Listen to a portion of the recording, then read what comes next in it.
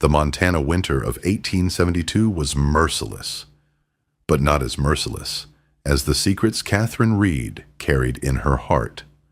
When her wagon wheel splintered 15 miles from Silver Creek, she heard the wolves before she saw them, circling a family's overturned cart, their yellow eyes gleaming with hunger in the moonlight. Kate's hand found the Colt revolver beneath her wool coat, her father's final gift, before the truth destroyed everything she'd believed about her life. The metal was cold against her palm, but not as cold as the realization that she was truly alone now. A woman with a senator's blood and a dead husband's ghost, running toward a frontier town where nobody knew her real name. Then the gunshots rang out. Not from the wolves, but from a man on horseback, his rifle cutting through the darkness with deadly precision. Jackson Blackwell rode like death itself, his shoulders broad against the starlit sky, and when he turned toward her, Kate saw something in his eyes that made her breath catch. Recognition of a kindred spirit, someone else carrying the weight of unforgivable sins. Would he be her salvation, or would the secrets she carried destroy them both? Before dawn broke over the Montana territory. Stay with me, because what happens next will change everything you think you know about love, redemption, and the price of survival in the American West. I don't need your help, Kate said, even as the wolves' howls grew closer, even as the Wilson family huddled behind their broken wagon 20 yards away.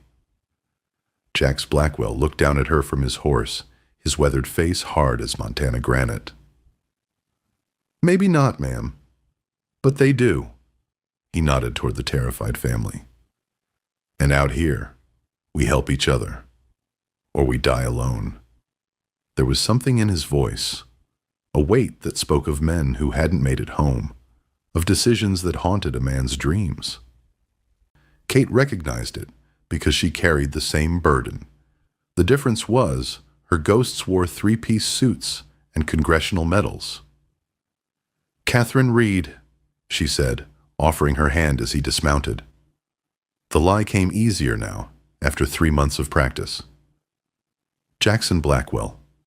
His grip was firm, calloused from honest work. Most folks call me Jax. As they worked together to repair the Wilsons' wagon, Kate couldn't help but notice the way he moved, precise, economical, like a soldier. When he rolled up his sleeves, she caught sight of a scar running the length of his forearm, white and jagged against sun-darkened skin. War? She asked quietly. Among other things. His blue eyes met hers, and for a moment, the Montana wilderness fell away. There was an intelligence there, a depth that made her pulse quicken in ways that had nothing to do with fear. By the time they reached Silver Creek, dawn was painting the sky pink and gold. The town was smaller than Kate had hoped, a main street lined with weathered buildings, a church with a crooked steeple, and barely 300 souls trying to carve civilization from the wilderness. You'll be wanting the boarding house, Jax said, but his tone suggested he had other ideas. Kate studied his profile, the strong line of his jaw, the way his dark hair curled slightly at his collar. Actually, I'm here about the teaching position. That got his attention. He turned in his saddle, those penetrating eyes taking in her traveling dress, her refined speech, the way she held herself like someone accustomed to being heard. Silver Creek's not exactly Boston, Miss Reed. Good, she said. Boston couldn't contain me. Something shifted in his expression. Surprise, perhaps, or approval. Most women wouldn't last a week out here. Kate's chin lifted, and when she spoke, her voice carried the edge of steel that had gotten her through 3 months of running, of sleeping with one eye open, of wondering if each sunrise might be her last. I'm not like other women. Jax's smile was slow, dangerous, and entirely male. That's why I want you to stay. Silver Creek's schoolhouse hadn't seen a teacher in 2 years, and it showed. Broken windows, a roof that leaked when it rained, books so old the pages crumbled at a touch. But Kate had faced worse odds. What she hadn't expected was Samuel Morrison. He owned half the town: the general store, the bank, the saloon, and his word was law in a place where federal authority was just a distant concept. Morrison was tall, silver-haired, and carried himself with the bearing of a man accustomed to being obeyed. There was something familiar about him that made Kate's skin crawl, though she couldn't place why. "Miss Reed," he said, entering the schoolhouse on her third day. "I trust you're settling in well." "As well as can be expected, Mr. Morrison." Kate didn't stop scrubbing the blackboard. She'd learned that showing weakness to men like Morrison was like bleeding in shark-infested waters. "You have an interesting background. Boston, wasn't it?" "Fine family, I'm sure." The scrub brush stilled in her hand. "My family is my own concern." "Of course." Morrison's smile was cold. "It's just that in a small town like this, we like to know our neighbors. For their protection, you understand." The threat was subtle but unmistakable. Kate turned to face him, letting him see the steel in her green eyes. "I appreciate your concern, Mr. Morrison, but I assure you, I'm perfectly capable of protecting myself." After he left, Kate's hands shook as she poured herself tea from her thermos. She'd run 2,000 miles, and still, the past was catching up with her. That evening, Jax found her at the old church ruins just outside town. The building had burned years ago, leaving only stone walls and memories. Kate sat on what had been the altar steps, her dark hair loose around her shoulders, the last rays of sunlight turning her skin to gold. "Rough day?" he asked, settling beside her. "They all are lately." She didn't look at him, but she was acutely aware of his presence, the warmth radiating from his body, the clean scent of soap and leather that clung to him. "Morrison's been asking questions about you." That made her turn. "What kind of questions?" "The kind that make a man wonder what a well-educated woman from Boston is really doing in a place like Silver Creek." Jax's voice was gentle, but his eyes were serious. "Kate, if you're in some kind of trouble—" "We all have our secrets, Jax." The words came out sharper than she intended. "I imagine you have yours?" His laugh was bitter. "More than my share." He was quiet for a long moment, staring out at the endless Montana sky. "I was a colonel in the war, led a company of good men into what I thought was a strategic position. Turned out to be a trap." Kate's breath caught. She could hear the pain in his voice, raw and unhealed even after all these years. 23 men died because of my decision, including my brother Daniel. He was 19, Kate. Followed me into hell because he believed I knew what I was doing. Without thinking, Kate reached for his hand. His fingers were warm, strong, scarred from work and war. "It wasn't your fault, wasn't it?" He looked at her then, and she saw the guilt that ate at him, the weight he carried every day. "I was their leader. Their lives were my responsibility. And you've been punishing yourself ever since. Haven't you?" The question hung between them like a challenge. Kate felt her carefully constructed walls begin to crumble. Here was a man who understood the weight of secrets, the burden of decisions that could never be undone. "My husband was murdered," she whispered, "and the man who killed him. He's one of the most powerful men in America." Jax's hand tightened around hers. "Kate, I saw it happen. Thomas was investigating corruption, following money trails that led back to people who don't tolerate investigation. I tried to tell the police, but who would believe a grieving widow over a United States senator? The words poured out of her now, 3 months of silence finally broken. She told him about the late-night visits, the subtle threats, the way doors had suddenly closed to her in Boston society, how she'd taken her maiden name, sold everything she owned, and run west to the only place she could think of where powerful men from Washington couldn't reach. "That's why you carry the gun," Jack said. "Among other reasons." Kate pulled her hand free, instantly missing his warmth. "I'm not the innocent schoolteacher this town thinks I am, Jax. I'm a fugitive, and if Morrison keeps digging, then we'll deal with Morrison." The certainty in his voice made her look up. In the dying light, Jax looked like something out of a legend. Strong, steadfast, the kind of man who rode into impossible odds because it was the right thing to do. "Why?" she asked. "Why would you risk everything for someone you barely know?"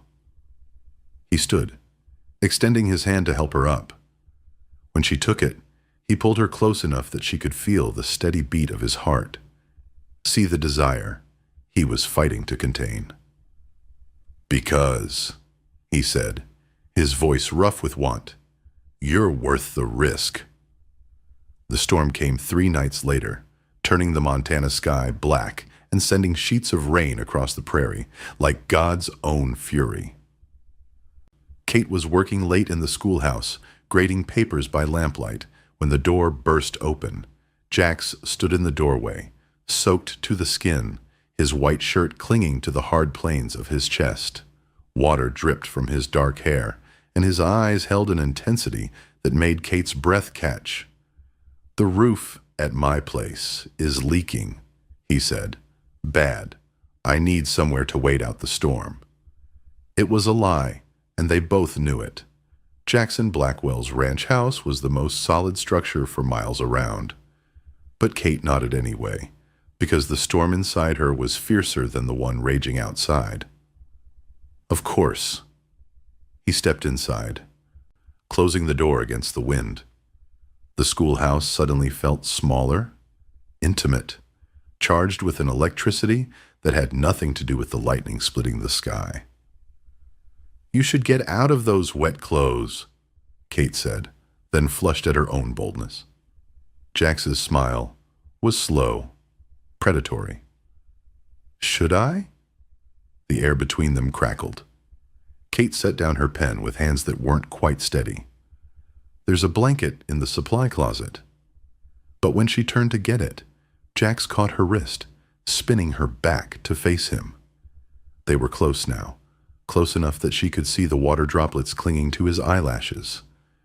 Smell the rain and leather, and something indefinably masculine that made her knees weak. His thumb traced the line of her jaw, and Kate felt herself melting. It had been so long since anyone had touched her with gentleness, since she'd felt anything but fear and the cold comfort of solitude. When he kissed her, it was with the desperation of a man who'd been drowning and finally found air. Kate responded with equal fervor, her hands fisting in his wet shirt, pulling him closer. She could taste the rain on his lips, feel the barely leashed power in his arms as they wrapped around her. His hands found the buttons of her blouse, and she didn't stop him. Instead, she began working on his shirt, her fingers trembling with want and need, and 3 months of careful control finally cracking. The fabric fell away, revealing the hard landscape of his chest, the scars that mapped his history of violence and survival. Kate traced one with her fingertip, and Jax groaned, his hands tangling in her dark hair. "You're so beautiful," he murmured against her throat, his lips finding the sensitive spot where her pulse hammered. "So damn beautiful."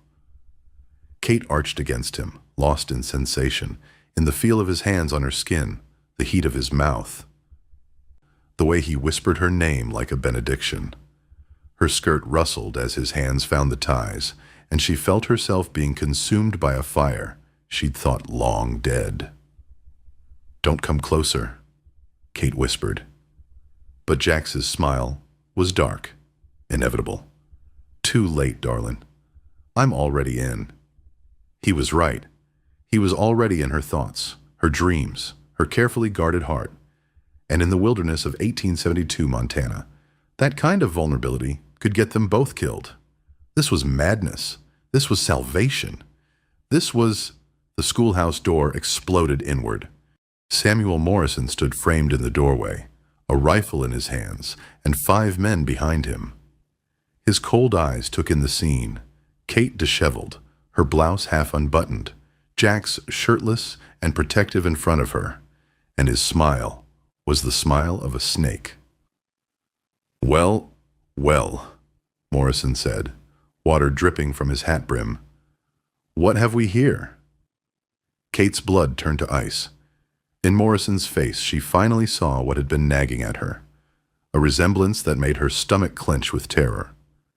"You have his eyes," she breathed. Morrison's smile widened. "Clever girl. Senator Benjamin Hayes is my brother-in-law, and you, my dear Catherine Hayes Morrison. Yes, I know who you really are. Have been causing my family considerable embarrassment." The world tilted. Kate felt Jax tense beside her, ready to fight, but they were outnumbered and outgunned. "That's right," Morrison continued. "Catherine Hayes, widow of Thomas Hayes, the meddlesome journalist, daughter-in-law to a man who will be President of the United States within 2 years. You thought you could disappear into the wilderness, but family has a way of finding family. What do you want?" Jax's voice was deadly calm. "Mr. Blackwell, isn't it? The disgraced colonel who led his men to slaughter?" Morrison's research had been thorough. "I want you to ride out of town tonight and never come back. In exchange, I won't tell the good people of Silver Creek what kind of woman they've been trusting with their children." "And if I refuse?" Morrison's smile turned predatory.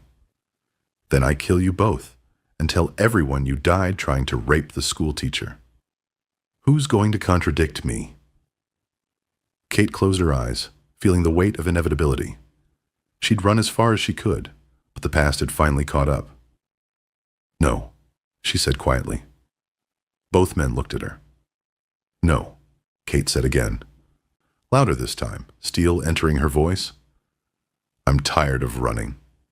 I'm tired of being afraid. And I'm tired of men like you thinking you can control my life." She stepped away from Jax, her hand moving to the Colt at her hip. "You want me? Come and take me." What happened next would be talked about in Silver Creek for decades. Kate's draw was faster than anyone expected, her father's training serving her well. Her first shot took the rifle from Morrison's hands. Her second shattered the oil lamp, plunging the schoolhouse into flickering darkness lit only by lightning. Jax moved like the soldier he'd once been, rolling behind the teacher's desk as Morrison's men opened fire. Kate dove for the supply closet, her mind racing through tactical possibilities her father had drilled into her during long afternoons when her mother thought they were practicing penmanship. "The back window," Jax called out between gunshots. "Can you make it?" "Not without you." "Kate, you have to." I said no. Her voice cut through the chaos like a blade. "We do this together or not at all." In the darkness, Jax felt something shift inside his chest, some frozen part of his heart finally beginning to thaw. This woman, this fierce, impossible woman, was choosing to stand and fight beside him rather than save herself. Maybe that was what redemption looked like. The battle was brief but vicious. Morrison's men had numbers, but they lacked the desperate fury of 2 people with nothing left to lose. When the gunsmoke cleared, 3 men lay dead, 2 more wounded, and Morrison himself knelt in the wreckage of what had been Kate's classroom, clutching a shoulder wound. "You have no idea who you're dealing with," he snarled. "Senator Hayes will destroy you both. He'll make you disappear." Kate walked toward him, her smoking Colt steady in her hand. In the intermittent lightning, she looked like an avenging angel, beautiful and terrible, and absolutely unafraid. "Let him try," she said. "But first, you're going to write a letter to the territorial governor. You're going to confess to extortion, murder, and conspiracy. And you're going to name names." "I'll never—" Kate's gun pressed against his temple. "Samuel, dear, you seem to be laboring under the impression that I'm the same frightened little girl who ran from Boston 3 months ago. I'm not."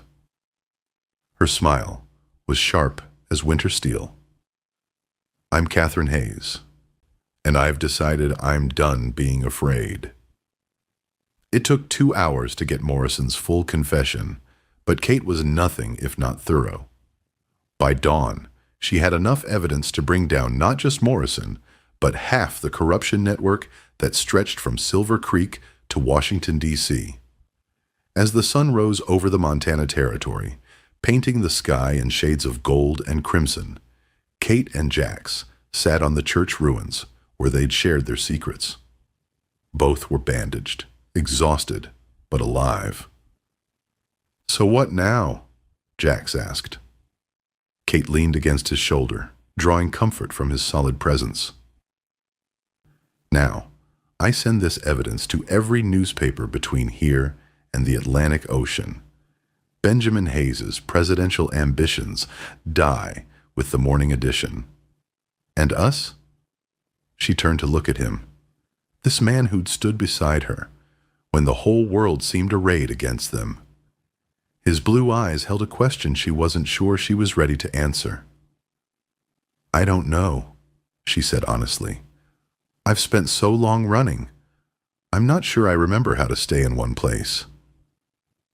Jax's hand found hers, scarred fingers intertwining. "Maybe it's time to learn."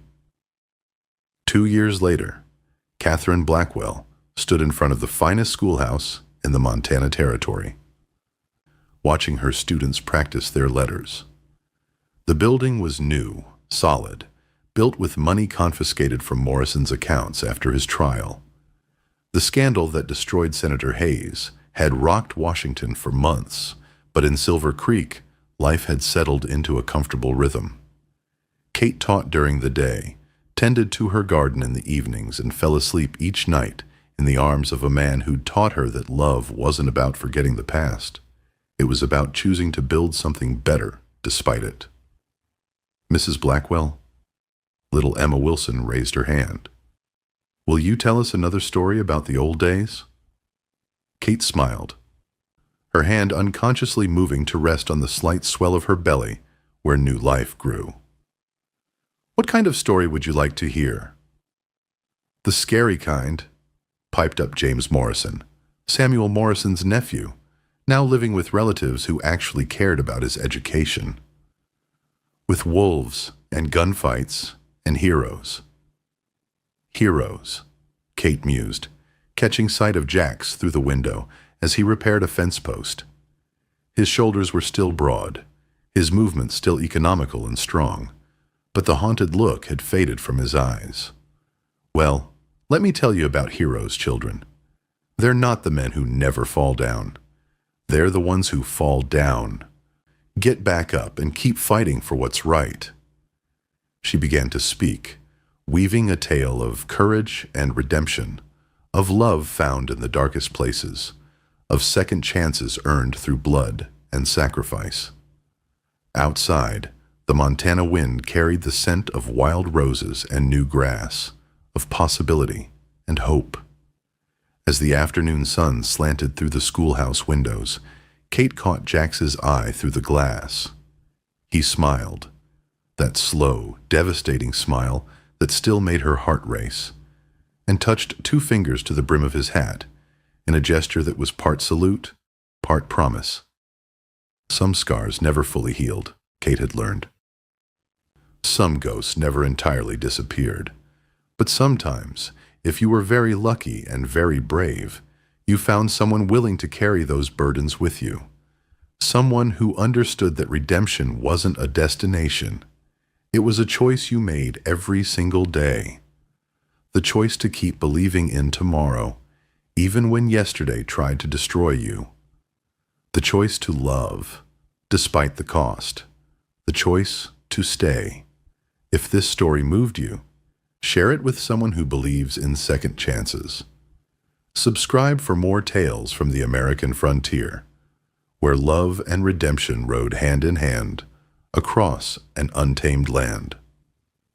And tell me in the comments, where are you watching from? I'd love to know where these stories are finding their home.